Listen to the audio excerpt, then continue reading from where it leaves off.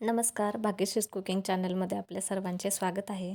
चला तर आज आपण बघूयात हा जाळीदार लुसलुशीत ढोकळा कसा बनवायचा.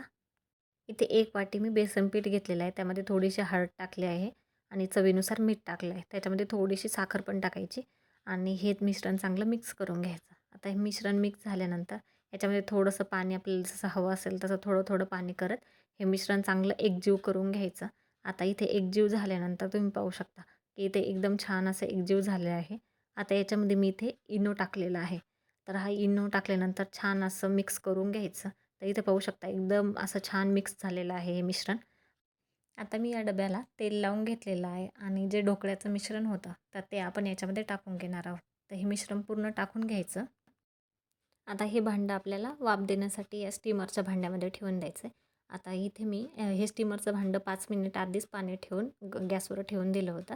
तर आता याच्यामध्ये हे डबा ठेवून दिला आहे आणि 10 ते 12 मिनिटानंतर हा ढोकळा इथे तयार आहे. इथे मी टूथपिकच्या साहाय्याने चेक केलेला आहे. आता ढोकळ्यावरती जी फोडणी देतो त्याच्यासाठी मी एका पॅनमध्ये तेल टाकलेलं आहे आणि त्याच्यामध्ये मोहरी टाकलेली आहे. मोहरी चांगली तडतडल्यानंतर याच्यामध्ये मी 3 हिरव्या मिरच्या टाकलेल्या आहेत आणि कढीपत्ता टाकलेला आहे. हे छान असं परतवून घ्यायचं आणि त्याच्यामध्ये पाणी टाकायचं जितकं आपल्याला हवं असेल आणि त्याच्यामध्ये थोडीशी साखर टाकायची गोडीपणा येण्यासाठी. आता इथे आपली फोडणी तयार आहे आणि हा ढोकळा जो थंड करायला ठेवला होता तो पण थंड झालेला आहे. तर चाकूच्या साहाय्याने हे व्यवस्थित काढून घ्यायचा. इथे पाहू शकता तुम्ही एकदम असा स्पंजी असा ढोकळा आपला इथे तयार आहे. इथे आपण त्याला कट करून घेणार आहोत.